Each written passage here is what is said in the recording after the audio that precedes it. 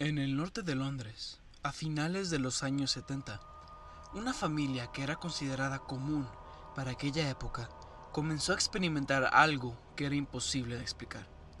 Golpes en las paredes, objetos que parecían moverse solos y una voz que parecía no pertenecer a ninguno de los habitantes de aquella casa.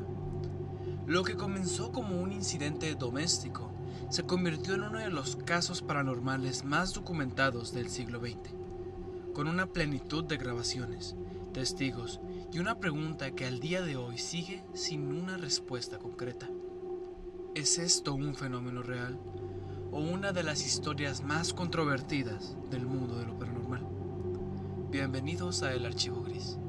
Mi nombre es Marco y esta es la historia del poltergeist de Enfield.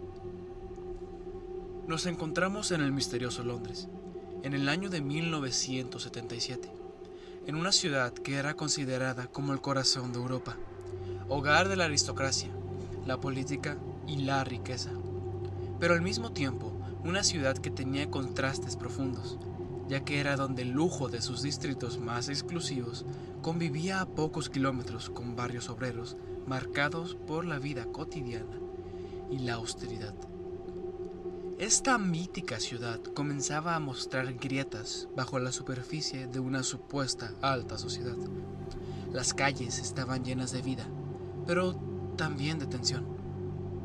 El Reino Unido atravesaba una etapa bastante complicada. La economía no pasaba por su mejor momento. El desempleo iba en aumento y muchas de las familias trabajadoras vivían con lo justo para apenas sobrevivir. En los barrios del norte de la ciudad, lejos del brillo del centro, la realidad era distinta. Casas adosadas, estrechas, construidas décadas atrás, filas de viviendas idénticas, separadas por paredes delgadas que dejaban pasar sonidos y a veces otro tipo de cosas. Las noches eran frías y húmedas. La neblina se deslizaba lentamente entre las calles iluminadas por faroles amarillentos, creando sombras que parecían moverse incluso cuando nadie se encontraba afuera. Dentro de estas casas la vida era simple: familias reunidas frente al televisor, programas nocturnos, diversión entre familiares y amigos.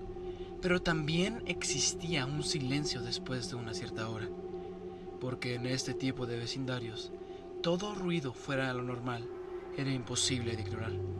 Y fue precisamente en uno de estos hogares, en una calle aparentemente común del norte de Londres, donde comenzaron a escucharse sonidos que no tenían ninguna explicación lógica. Golpes, arrastres y movimientos que nadie podía atribuir a una causa natural. Lo que al principio parecía un problema doméstico terminaría convirtiéndose en uno de los casos más inquietantes jamás registrados en la ciudad londinense. La historia nos lleva a una dirección específica: 284 Green Street, en el norte de Londres. Esta se trataba de una casa adosada de 3 habitaciones, construida en la década de 1920 como parte de un conjunto de viviendas destinadas a las familias trabajadoras de la zona. La casa era una propiedad del Consejo Municipal, lo que significa que no destacaba por lujo ni por diseño, sino por su funcionalidad, y como muchas otras de la zona, formaba parte de una fila de casas prácticamente idénticas, mismas fachadas, mismas estructuras, mismas paredes compartidas que dejaban pasar los sonidos de un lugar a otro. A simple vista no había nada en esa casa que la hiciera diferente. Nada que sugiriera que dentro de sus paredes ocurriría algo fuera de lo común. Este era en todos los sentidos un hogar ordinario dentro de una sociedad acostumbrada a la rutina. En este espacio vivía la familia Hodgson, la cual era liderada por Peggy Hodgson, una mujer de 47 años, divorciada, que sostenía el hogar. En una época donde las oportunidades no eran amplias para una madre soltera, su vida estaba marcada por el esfuerzo constante y la responsabilidad de cuidar bien de su familia. Quienes conocían a la señorita Hodgson la describían como una persona amable, dedicada y consciente de sus deberes, alguien que hacía todo lo posible por mantener estabilidad para sus hijos, a pesar de las limitaciones económicas. No era una familia privilegiada, pero tampoco una familia en crisis. Simplemente vivían el día a día, con las preocupaciones normales de cualquier hogar de clase trabajadora en un Londres a finales de los años 70. Junto a Peggy vivían sus 4 hijos, cada uno con una personalidad distinta que le daba forma a la dinámica del pequeño hogar. Margaret, la mayor, tenía un carácter más serio y reservado, alguien que observaba más de lo que decía. Janet, de 12 años, era lo opuesto. Era más activa, más expresiva, con una personalidad que destacaba dentro de la casa. John pasaba parte del tiempo fuera debido a su educación, por lo que su presencia era intermitente, limitada a fines de semana y vacaciones.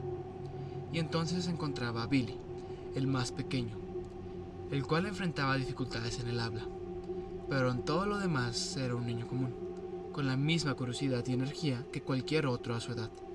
Era una familia imperfecta, sí, pero completamente normal. Además, no estaban aislados de su familia inmediata, pues a pocos metros vivía el hermano de Peggy, lo que añadía una sensación de cercanía y apoyo familiar. Las visitas por su parte eran frecuentes, la relación era cercana, y eso reforzaba la idea de que se trataba de un entorno estable, conocido y seguro. No era un lugar apartado ni misterioso, era un vecindario vivo, con vecinos, con rutinas compartidas, con una cotidianidad que hacía que cualquier alteración fuera inmediatamente perceptible. Y quizás eso es lo que hace que esta historia resulte tan inquietante, porque no comienza en un lugar extraño, ni en una casa abandonada, ni en un entorno aislado. Comienza en un hogar común, en una familia común, en una vida que seguía un curso completamente predecible. No había señales previas, no había advertencias, no había razones para pensar que algo fuera a cambiar. Pero dentro de esa normalidad, dentro de esa rutina que parecía inquebrantable, algo estaba a punto de romperse. Los fenómenos que aterrorizarían a la familia Hodgson comenzaron durante la noche del 30 al 31 de agosto de 1977. Hasta ese momento, la vida dentro del número 284 de Grinstead había sido completamente normal. No existían antecedentes de sucesos extraños, ni historias oscuras relacionadas con la casa, ni mucho menos rumores sobrenaturales dentro del vecindario. Era simplemente otro hogar más dentro de una larga fila de viviendas idénticas al norte de Londres. Afuera, el ambiente era típico de una noche londinense de finales de verano. El aire húmedo y tierroso cubría las estrechas calles, mientras la luz tenue de los faroles apenas lograba atravesar la oscuridad. Dentro de la casa, Peggy Hodgson intentaba terminar las últimas tareas del día, mientras los niños comenzaban a acomodarse para dormir. Había sido una noche cualquiera, sin discusiones fuera de lo común, sin eventos extraños. Nada parecía anticipar lo que estaba a punto de ocurrir. Fue entonces cuando el silencio se rompió por primera vez. Un golpe seco resonó dentro de la casa. No era particularmente fuerte, pero sí lo suficientemente extraño como para llamar la atención. Peggy levantó la mirada, esperando escuchar alguna explicación inmediata. Quizá uno de los niños había caído de la cama. Quizá alguien había tirado algo accidentalmente. Pero después llegó otro golpe. Y luego otro más. El sonido parecía provenir de las paredes, o quizá del piso superior. Era difícil identificarlo con precisión. En una casa antigua como aquella, los ruidos no eran algo raro. La madera crujía constantemente y las paredes compartidas podrían transmitir sonidos de otras viviendas. Durante unos momentos, Peggy intentó convencerse de que esto no era nada importante, pero los golpes no se detenían.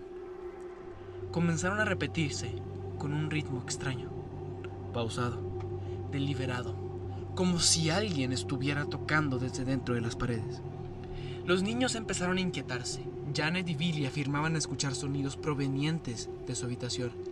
Según describirían después, parecían arrastres lentos sobre el piso, como si algún objeto pesado estuviera siendo movido lentamente durante la noche. Peggy intentó tranquilizarlos. Les dijo que probablemente eran las tuberías, vecinos o simples ruidos normales de la casa, pero incluso ella comenzaba a sentirse incómoda, porque había algo extraño en esos sonidos. No parecían aleatorios. Cada vez que la casa quedaba en silencio, los golpes regresaban. Peggy decidió revisar personalmente el segundo piso. Caminó por el pasillo observando cada habitación. Todo parecía estar en orden. Las ventanas permanecían cerradas. No había señales de que alguien hubiera entrado. No había objetos fuera del lugar. Sin embargo, el ambiente se sentía pesado, tenso, como si el aire mismo de la casa hubiera cambiado. Entonces ocurrió algo que transformó el miedo en auténtica desesperación. Según el relato de la familia, una cómoda ubicada en una de las habitaciones infantiles comenzó a moverse sola. El mueble no vibraba ligeramente, ni parecía inclinarse accidentalmente. Se deslizaba sobre el piso, lentamente, arrastrándose. Peggy intentó detenerlo, pero más tarde aseguraría que el objeto parecía presentar alguna clase de resistencia. El mueble era pesado, demasiado pesado como para que alguien lo pudiera mover con facilidad, y aún así parecía desplazarse sin ninguna explicación aparente. Los niños comenzaron a entrar en pánico. El ambiente dentro de la casa comenzó de ser incómodo a aterrador. Cada sonido parecía más fuerte que el último. Cada crujido de la madera hacía que todos levantaran la mirada. Las habitaciones, que hasta hacían unas horas eran espacios normales y familiares, empezaban a sentirse ajenas. Y mientras el miedo crecía dentro del número 284 de Green Street, la familia aún no imaginaba que apenas esto era el comienzo. El miedo dentro de la casa alcanzó un punto en el que Peggy Hodgson ya no pudo seguir explicando lo que ocurría como simples ruidos domésticos. Los golpes continuaban apareciendo en distintos puntos de la vivienda. Los niños estaban aterrados y la sensación de tensión dentro del hogar aumentaba cada minuto que pasaba. Lo que más inquietaba a Peggy no era únicamente el sonido en sí, sino la forma en la que parecía responder a la presencia de la familia. Cuando todos guardaban silencio, los golpes regresaban. Cuando intentaban identificar el origen, desaparecían momentáneamente, solo para volver unos instantes después. La situación comenzó a salirse completamente de control. En medio del miedo y la confusión, Peggy tomó una decisión que marcaría el inicio oficial del caso: llamar a la policía. Aquello era importante, porque hasta ese momento todo podía reducirse al testimonio de una familia asustada. Pero la llegada de las autoridades convertiría el incidente en algo mucho más serio. Poco tiempo después, agentes de la policía local llegaron al número 284. Para ellos, aquello parecía ser una simple llamada doméstica. Probablemente esperaban encontrar niños haciendo bromas, problemas familiares o alguna explicación racional sencilla. Nada indicaba que estuvieran entrando al que se convertiría en uno de los casos paranormales más famosos del siglo XX. Al ingresar a la vivienda, los oficiales encontraron a la familia claramente alterada. Los niños estaban nerviosos. Peggy intentaba explicar lo sucedido, y el ambiente dentro de la casa era notablemente tenso. Según diversos testimonios posteriores, mientras los agentes recorrían la vivienda intentando comprender la situación, los sonidos continuaban apareciendo. Golpes en las paredes, ruidos provenientes del piso superior, pequeños sonidos secos que parecían desplazarse por distintas áreas de la casa. Fue así que los oficiales comenzaron a inspeccionar habitaciones, ventanas y accesos buscando alguna causa lógica. Revisaron si había personas escondidas, tuberías defectuosas o cualquier elemento que pudiera explicar lo que estaba ocurriendo, pero no encontraron nada fuera de lo normal. Entonces ocurrió uno de los momentos que es considerado más famosos y debatidos de todo el caso. Según el reporte oficial de una policía presente aquella noche, una silla dentro de la casa se movió sin que nadie la tocara. La agente describió que el objeto se deslizó varios centímetros sobre el suelo, aparentemente por sí solo. No se trató de una caída accidental ni de una vibración menor. El movimiento fue lo suficientemente raro como para llamar inmediatamente la atención de los presentes.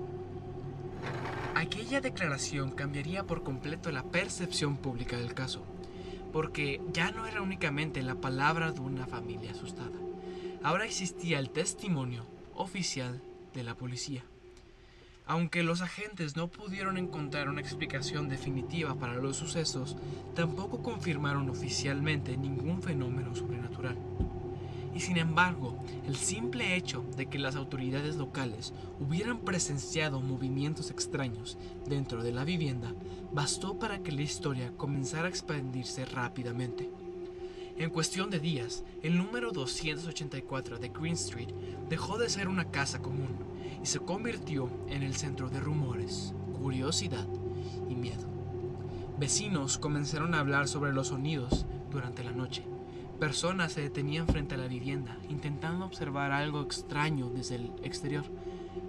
Poco a poco los periodistas e investigadores y curiosos empezarían a acercarse al lugar, atraídos por la posibilidad de que algo inexplicable estuviera ocurriendo dentro de aquella pequeña casa al norte de Londres. Y lo más inquietante de todo era que los fenómenos apenas comenzaban. Tras la visita de la policía, la familia Hodgson esperaba que todo terminara. Durante algunos momentos, Peggy incluso intentó convencerse de que quizá todo tenía una explicación lógica, que simplemente aún no comprendían. Tal vez era el estrés, tal vez era la imaginación de los niños que era alimentada por el miedo, tal vez los ruidos normales de la casa eran magnificados por aquella tensión de la noche. Pero ocurrió exactamente lo contrario. Los fenómenos comenzaron a intensificarse y el ambiente dentro de la casa de Green Street empezó a volverse lentamente en algo difícil de describir, incluso para quienes vivían ahí. Las noches dejaron de sentirse normales. Dormir se volvió imposible. La familia comenzó a vivir en un estado constante de ansiedad, esperando al siguiente ruido, al siguiente golpe, el siguiente movimiento inexplicable dentro de la casa. Había momentos de aparente calma, seguidos por episodios repentinos de actividad que devolvían el miedo a cada habitación. Los sonidos ya no parecían simplemente golpes aislados, ahora eran sonidos fuertes, violentos. A veces surgían de las paredes, otras veces del techo. En ocasiones parecían recorrer toda la casa, como si algo invisible se desplazara entre las habitaciones. Los vecinos también comenzaron a escucharlos. Algunos describían sonidos secos y repetitivos durante la madrugada, mientras que otros aseguraban escuchar muebles arrastrándose, cuando aparentemente dentro de la casa intentaban dormir. Con el paso de los días comenzaron a reportarse fenómenos aún más extraños. Objetos que aparecían en lugares distintos, juguetes moviéndose, sillas desplazándose ligeramente sin explicación aparente. Pero lo que realmente aterrorizó a la familia sería el movimiento de las camas. Según los testimonios posteriores, algunas noches las camas de los niños parecían sacudirse violentamente. Janet y Billy afirmaban despertar en medio de la oscuridad, sintiendo vibraciones repentinas bajo ellos, como si alguien estuviera empujando el colchón desde abajo o moviendo la estructura completa de la cama. En más de una ocasión, Peggy corrió hacia las habitaciones tras escuchar gritos, encontrando a los niños completamente aterrados. La tensión psicológica dentro de la casa comenzó a crecer de manera extrema. El miedo ya no aparecía únicamente cuando ocurrían los fenómenos, ahora estaba presente todo el tiempo. Incluso durante el día, el ambiente parecía pesado. Las habitaciones se sentían incómodas. El silencio dentro de la casa ya no transmitía tranquilidad, sino anticipación, como si en cualquier momento algo fuera a volver a ocurrir. Entonces llegó el fenómeno que convertiría al caso de Enfield en algo mundialmente conocido. Janet Hodgson comenzó a cambiar. Al principio eran pequeños comportamientos extraños, episodios donde parecía entrar en trance o quedarse observando fijamente a algún punto vacío de la habitación. En ocasiones hablaba dormida, otras veces despertaba alterada, asegurando haber escuchado voces dentro de la casa. Pero después apareció algo mucho más perturbador: la voz. Según múltiples testigos, Janet comenzó a hablar utilizando un tono completamente distinto al suyo. No sonaba como una niña de 12 años. La voz era grave, rasposa, forzada, como si ya esta perteneciera a un hombre adulto. Quienes estuvieron presentes describieron el sonido como profundamente antinatural. Algunas veces parecía salir lentamente, como si un susurro áspero estuviera hablando. Otras veces era agresiva y seca y directa. Lo más inquietante era que, según los investigadores y periodistas presentes, Janet parecía mantener conversaciones enteras utilizando aquella voz. La entidad afirmaba tener una identidad. Decía pertenecer al espíritu de un hombre fallecido, un hombre que supuestamente había muerto dentro de la casa años antes. La situación dentro del 284 de Green Street dejó de parecer un simple incidente doméstico.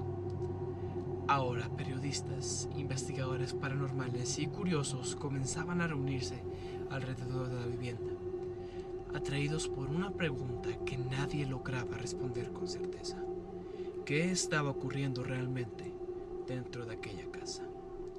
A medida que las noticias sobre lo que ocurría en el número 284 comenzaron a expandirse por Londres, la casa dejó de ser simplemente el hogar de una familia aterrada. Poco a poco el lugar comenzó a atraer a más periodistas, a más curiosos y vecinos, e incluso también investigadores de fenómenos paranormales que querían presenciar personalmente lo que estaba ocurriendo dentro de aquella vivienda. Entre las figuras más conocidas que llegaron al caso se encontraban Maurice Grosse, miembro de la Society for Physical Research, una organización británica dedicada al estudio de fenómenos considerados paranormales desde finales del siglo XIX. Grosse no era un improvisado, ni alguien desconocido dentro de ese mundo. Había dedicado años al estudio de experiencias psíquicas, apariciones y supuestos fenómenos sobrenaturales. Sin embargo, incluso él llegó inicialmente a Green Street esperando encontrar una explicación lógica o algún tipo de fraude que fuera causado por la mujer y por sus niños. Pero según propios testimonios, terminó convencido de que realmente algo extraño estaba ocurriendo.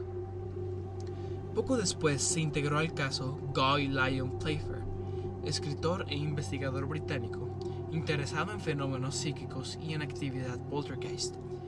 Playfair pasaría meses documentando lo ocurrido dentro de la casa, realizando entrevistas, tomando notas detalladas y recopilando grabaciones de audio de los supuestos fenómenos. Y fue precisamente gracias a estas investigaciones que comenzaron a surgir algunos de los elementos más inquietantes del caso: grabaciones, horas y horas de grabaciones. Los investigadores colocaron equipos de audio dentro de la vivienda, intentando capturar los sonidos de la familia. En muchas de estas cintas podían escucharse golpes secos dentro de las paredes, ruidos repentinos en habitaciones vacías y en algunos casos la famosa voz grave atribuida a Janet Hodgson. Aquellas grabaciones se volverían extremadamente controversiales porque nadie las escuchaba, quienes las escuchaban quedaban divididos en dos grupos completamente distintos. Algunos afirmaban que la voz no podía pertenecer a una niña de 12 años, pues esta sonaba áspera, grave y antinatural. Además, según ciertos investigadores, Janet era capaz de mantener conversaciones utilizando esa voz durante largos periodos de tiempo sin mover aparentemente los labios, algo que algunos consideraban físicamente difícil de fingir, pero otros no estaban convencidos. Escépticos, periodistas y varios observadores comenzaron a notar inconscientemente dentro del caso algunas inconsistencias. En algunos momentos ciertos fenómenos parecían ocurrir únicamente cuando no había adultos observando directamente. Algunos investigadores afirmaron haber visto a las niñas realizando bromas o exagerando ciertos eventos para llamar la atención.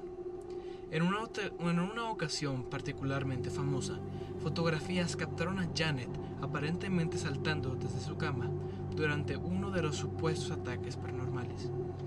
Aquellas imágenes fueron utilizadas por muchos críticos como prueba de que al menos parte del caso había sido prefabricado. Y esa fue precisamente la razón por la que el caso Enfield se volvió tan controversial. Porque incluso para quienes investigaron la casa, no existía un consenso absoluto. Algunos salieron convencidos de haber presenciado fenómenos imposibles de explicar racionalmente. Otros creían que se trataba de una combinación de sugestión, estrés familiar y engaños infantiles, magnificados por la atención mediática. Pero incluso los más escépticos enfrentaban un problema incómodo. No todo parecía explicarse fácilmente, porque aunque algunos fenómenos sí podían explicarse por haber sido fingidos, otros ocurrieron frente a múltiples testigos independientes. Policías, periodistas, investigadores y visitantes describieron movimientos extraños, sonidos sin origen aparente y episodios difíciles de recrear bajo condiciones normales. Y cuanto más tiempo pasaban las personas dentro del 284 de Queen Street, más difícil parecía encontrar una respuesta definitiva. La casa se había convertido en un escenario donde la línea entre la realidad, sugestión y posible actividad paranormal comenzaba a volverse cada vez más borrosa. Con el paso de las semanas, el caso del número 284 de Queen Street comenzó a transformarse en algo mucho más complejo que una simple historia de fantasmas. Lo que inicialmente parecía un fenómeno paranormal, claro, empezó lentamente a llenarse de contradicciones, dudas y preguntas incómodas, porque mientras más personas investigaban lo que ocurría dentro de aquella casa, más difícil se volvía a separar qué parte podría ser real y cuál podía haber sido exagerada. Y fue entonces cuando apareció el elemento que cambiaría por completo la percepción pública del caso: la duda. Algunos investigadores y periodistas comenzaron a notar comportamientos sospechosos en los niños, especialmente Janet, ya que, como ya había dicho antes, había momentos donde ciertos fenómenos ocurrían únicamente cuando la atención estaba centrada en ella. En otras ocasiones, algunos observadores aseguraron haberla visto intentando recrear ciertos eventos por propia cuenta. Para los escépticos, aquello parecía suficiente para desacreditar el caso completo. Las imágenes recorrieron periódicos y programas de televisión, alimentando la idea de que todo podía tratarse de una enorme actuación construida por niños, buscando atención en medio del caos familiar y mediático. Y honestamente, era una posibilidad difícil de ignorar, porque conforme el caso ganaba fama, la casa comenzó a llenarse de periodistas y curiosos. La atención era constante. Las cámaras apuntaban hacia la familia prácticamente todos los días. Y para algunos críticos, aquello pudo haber influido en el comportamiento de los niños, empujándolos a exagerar o incluso a fabricar ciertos sucesos. Con el tiempo, incluso algunos investigadores creían parcialmente en el caso, que en el caso existieron momentos manipulados. Sí, hubo bromas, sí hubo exageraciones, sí hubo fenómenos recreados. Pero el verdadero problema era otro. porque aún eliminando todos los incidentes sospechosos, quedando demasiados cabos sueltos. Ese es el motivo por el cual el caso Enfield continúa siendo debatido incluso décadas después, porque no se trata simplemente de decidir entre el todo fue real o todo fue falso. La situación es aún más extraña que eso. Varios testigos independientes, personas sin relación directa en la familia, aseguraron haber presenciado fenómenos extraños dentro de la casa. Otros hablaron sobre golpes sincronizados en paredes y muebles que parecían responder a preguntas o a movimientos humanos. Incluso algunos escépticos admitieron que el ambiente dentro de la casa resultaba inquietante, difícil de describir, como si algo dentro de la casa alterara lentamente el comportamiento de todos los presentes. Y es ahí donde el caso deja de ser simplemente una historia paranormal, porque el verdadero misterio no es únicamente si había fantasmas o no. El verdadero misterio es que nadie logró ponerse completamente de acuerdo sobre lo que ocurrió. Quizá algunos fenómenos fueron falsificados, quizás otros fueron productos del estrés o la sugestión colectiva o la presión mediática. O quizá, entre todas las exageraciones y errores humanos, realmente ocurrió algo que nadie pudo explicar del todo. Y tal vez esa incertidumbre es precisamente lo que mantiene vivo al caso hasta hoy. Porque a diferencia de otras historias paranormales, Enfield nunca ofreció una respuesta definitiva. No existe una prueba absoluta de lo que fuera real, pero tampoco existe una explicación capaz de desmontar completamente todo lo que ocurrió dentro de aquella pequeña casa en el norte de Londres. Y mientras las décadas pasan, la duda siguió permaneciendo entre las paredes del 284 de Queen Street. El caso del poltergeist de Enfield sigue siendo uno de los mayores misterios en el mundo paranormal, ya que aunque tenga bastantes contradicciones y explicaciones plausibles que nos ofrece la comunidad científica, también tiene fenómenos inexplicables. Tal vez la verdad no está en un solo lado. Tal vez es una combinación de ambos. Un fenómeno que comenzó en una casa común y terminó convirtiéndose en un misterio que sigue siendo debatido hasta el día de hoy. Este fue el expediente 008, el poltergeist de Enfield. Gracias a todos por su atención y una disculpa por el pequeño descanso que nos tomamos. Hemos vuelto. No olviden suscribirse para más expedientes. Mi nombre es Marco y esto fue El Archivo Gris.